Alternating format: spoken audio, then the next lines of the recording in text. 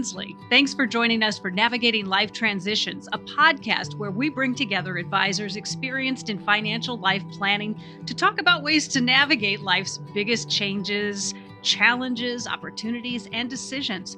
From growing a family to losing a loved one, promotions, retirement, marriage to divorce, we discuss these pivotal moments that could benefit from the guidance a financial advisory team can provide. So let's talk today about growing a family. Of course, everyone has a different journey when they grow their family. Regardless of the path you take, though, some considerations might help pave the way for you. Joining me are two advisors from JNBA Financial Advisors, serving clients in Minnesota, Florida, and throughout the U.S.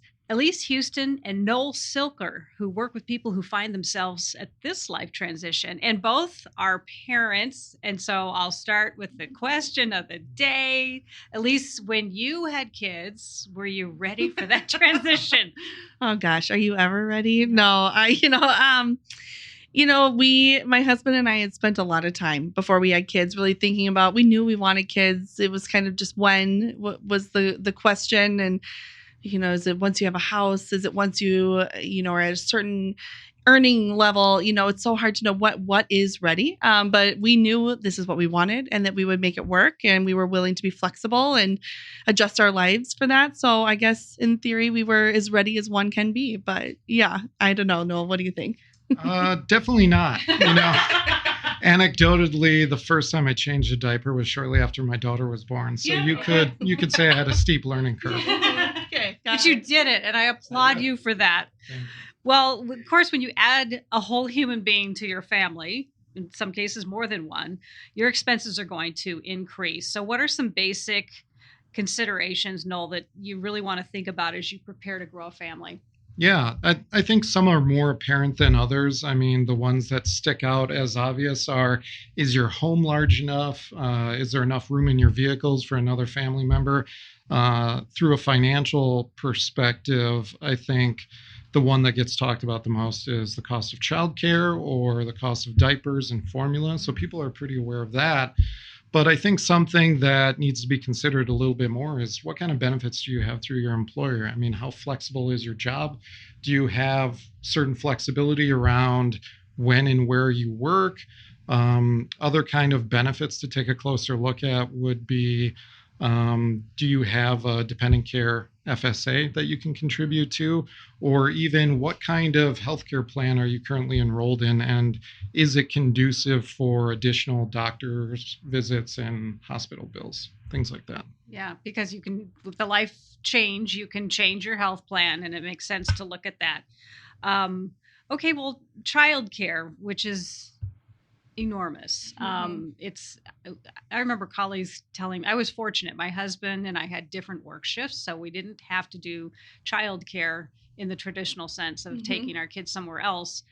But colleagues would tell me what they were paying, and it was more than our mortgage payment at the time, which is astounding. Yeah, I think that's still the case today. I mean, when talking with friends, colleagues, even clients of ours, their childcare expenses really do rival that of their mortgage expense. It's basically almost a 1-for-1, which I think is overwhelming financially especially if you're having kids maybe in your 20s or 30s and you're still tackling student loan payments yourself and some other debt obligations that you have.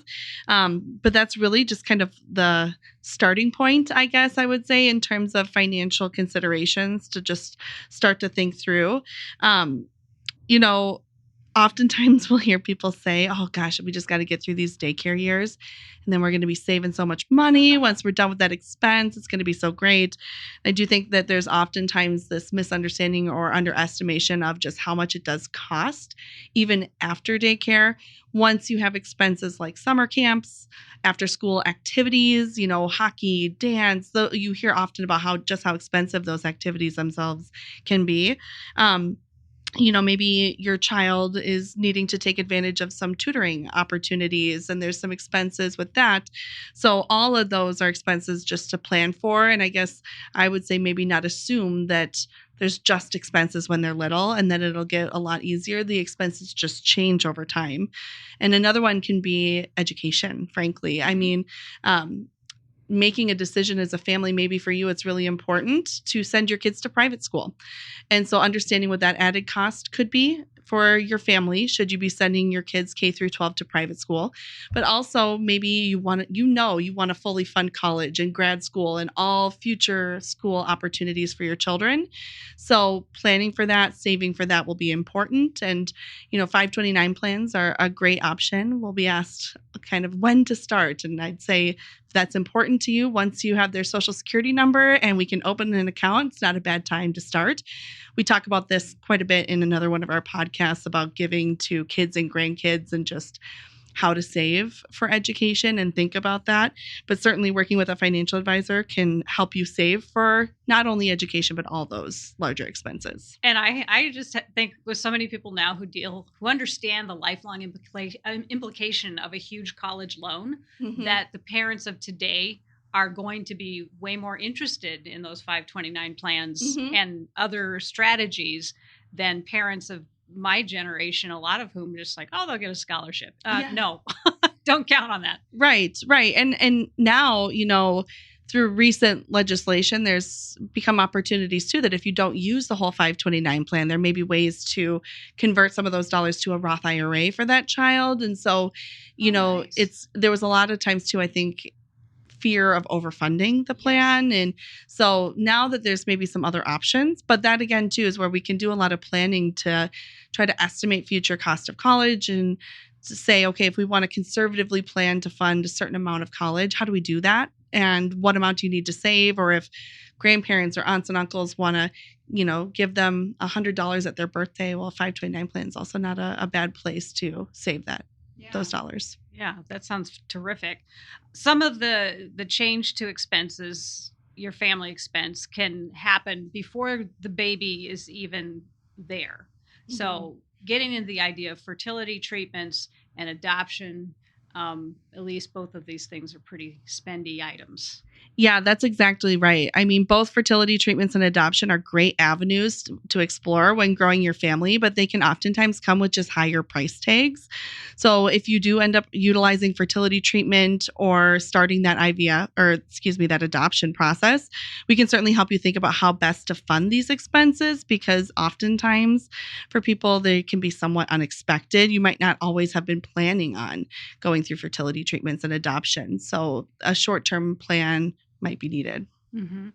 And the number of people in terms of fertility who are looking at having to use treatment, or they know someone, actually, I'll admit you guys supplied me with this statistic, but it kind of caught me by surprise. 4 in 10 adults, 42%, say that they either have used fertility treatments or they know somebody who has, which is a huge percentage, because you tend to think that that's just it's not going to happen to me, tiny little percent. It's bigger than you think.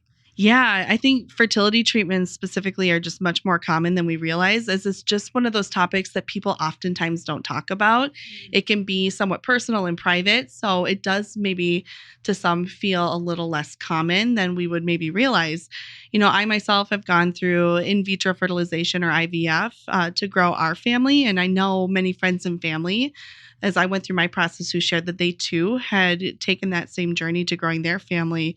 But there's also many other fertility treatments that, you could explore that are less invasive and less expensive, that are fairly common.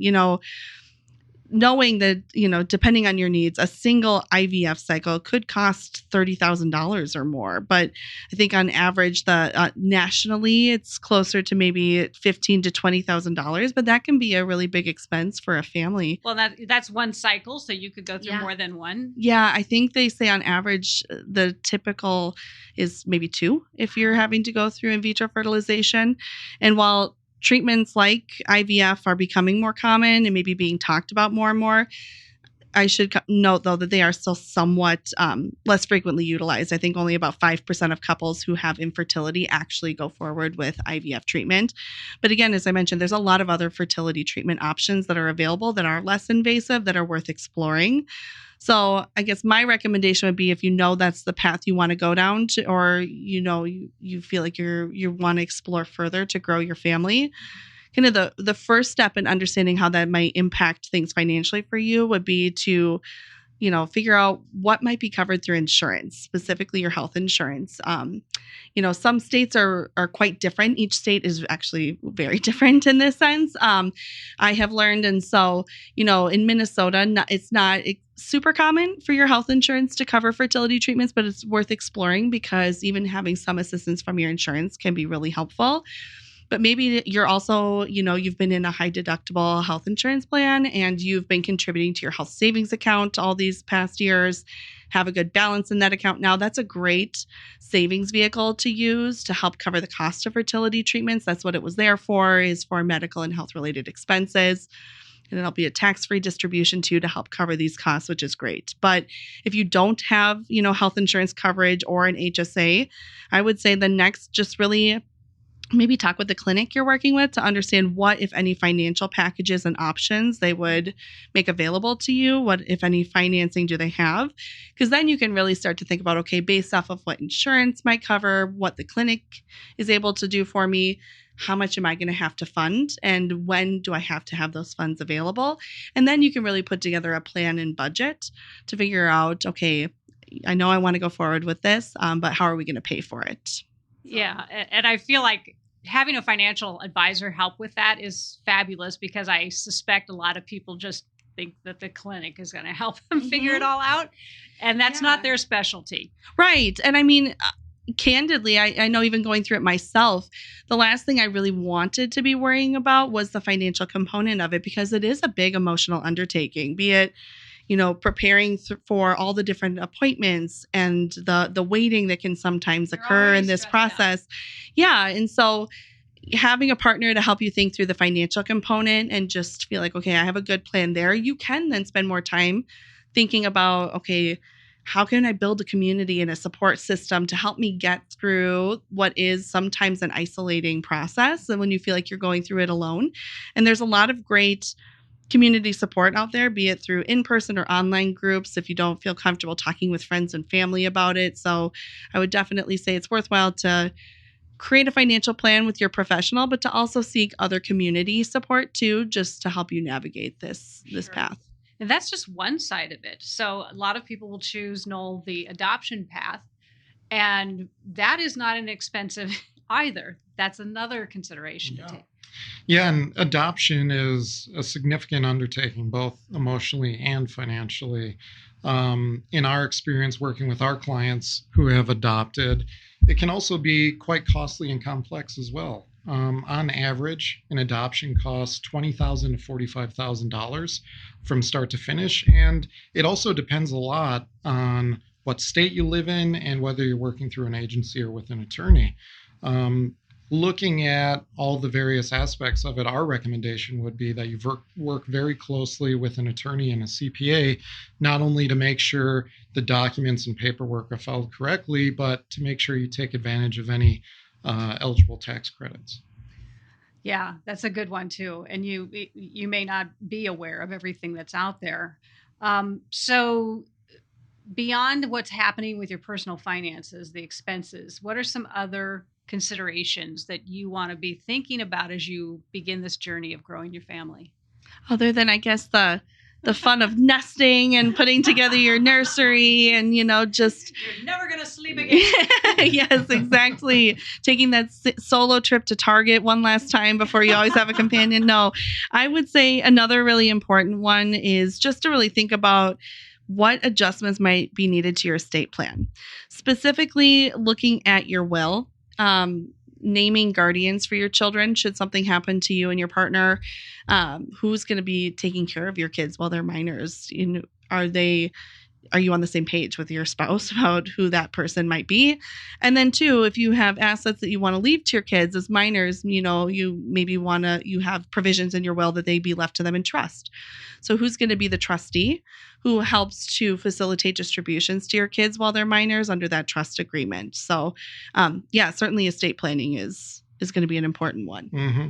Yeah, and I'd say following up what Elise said, I think it's also really important to look at life insurance needs and disability insurance needs, because not only are you adding another member to your household, so you may need additional coverage there, but depending on what you end up doing on the estate planning side, you may need to change the beneficiary designations on those policies. So outside of that, looking through the tax perspective, I think it makes a lot of sense of making sure you're taking advantage of any available tax credits or deductions, whether you're contributing to a 529 plan or simply the child care credit. For sure. There are those who still have a parent who is at home. And I have read that a lot of times people don't consider insurance on that parent because they think, well, they're not providing any income. But if you didn't have that parent there, your financial situation is going to change drastically too. So insurance isn't just for the primary breadwinner or the breadwinner. It's for everybody. Definitely. Yeah, you have to look at things very holistically, I think, and it's not just about the immediate. You have to look much further out into the future about what is the financial impact going to be by one of the parents passing away or becoming disabled. A lot to game out. Yeah. And disability is a huge thing. Everyone thinks everything's going to go just fine. And we've all heard the horror stories. So whether you're ready or not, it's a huge decision, but we do want to step back a little bit and share the joy, right? It's an exciting time of your life. It is. Parenting is a wonderful experience. Yeah, it is. Being a mom myself, I can say I know for me, it's definitely one of the most rewarding things that I do in my life. And while I may still ask myself that question that you asked earlier, am I ready or am I doing a good job? I know that it's just brought so much joy to our family and those new little members. I'm so grateful that they're here. And so my hope is that, our discussion today and this conversation just emphasizes the importance, though, of bringing those professional partners into the conversation, making them aware of this big moment in your life.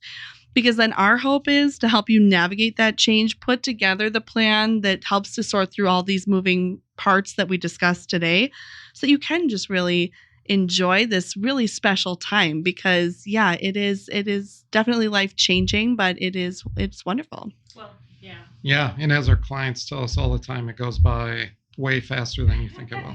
I can tell you that the parenting never ends. I have 2 adults and it continues for as long as you're alive, obviously, but to that point their needs will change and that financial plan should keep changing. So you guys are part of the equation, not just at the beginning, but throughout. Exactly. And our hope too is to be that proactive partner to help you identify, hey, when has something changed that maybe results in us needing to revisit the plan, be it revisiting your estate documents, cash flow, savings opportunities, tax credits. That is really the role that we play in advocating for you financially. Yes. And someday they will be on their own and you will notice a savings in the budget. Well, I want to thank Elise and Noel for a really fun discussion, and thanks to our listeners as well. We do hope you'll listen to our other Navigating Life Transitions podcasts and get the full list of available episodes online at JNBA.com. Click on the Insights tab, and that's where you'll find the podcast page. You can always help yourself to the free resources on JNBA's website. Once again, that's JNBA.com. And if you have questions about considerations as you look to grow your own family, or if you want to learn more about how JNBA can help you with your financial life goals, you can give them a call, 952-844-0995, or use the contact form on jnba.com. And that's where you can schedule a complimentary, no-obligation call with their experienced and multi-generational team. Thanks again for listening. I'm Kim Insley, and I look forward to navigating more life transitions with you on our next podcast. Past performance may not be indicative of future results. Different types of investments involve varying degrees of risk. Therefore, it should not be assumed that future performance of any specific investment or investment strategy, including the investments and/or investment strategies recommended and/or undertaken by JNBA Financial Advisors, LLC, henceforth JNBA, or any non-investment related content will be profitable, equal any corresponding indicated historical performance levels, be suitable for your portfolio or individual situation, or prove successful. JNBA is neither a law firm nor a certified public accounting firm, and no portion of its services should be construed as legal or accounting advice. JNBA is not an insurance agent, and no portion of the above should be construed as insurance advice. All insurance issues should be addressed with the insurance professional of your choosing. Moreover, you should not assume that any discussion or information contained in this podcast serves as a receipt of or as a substitute for personalized investment advice from JNBA. A copy of our current written disclosure brochure discussing our advisory services and fees is available upon request or at jnba.com. The scope of services to be provided depends upon the needs and the requests of the client and the terms of the engagement. Please remember, if you are a JNBA client, please contact JNBA in writing if there are any changes in your personal, financial situation, or investment objectives for the purpose of reviewing, evaluating, and revising our previous recommendations and/or services, or if you would like to impose, add, or to modify any reasonable restrictions to our investment advisory services. Unless and until you notify us in writing to the contrary, we shall continue to provide services as we do currently. Please note, all services provided by Kim Insley are separate and independent of JNBA Financial Advisors.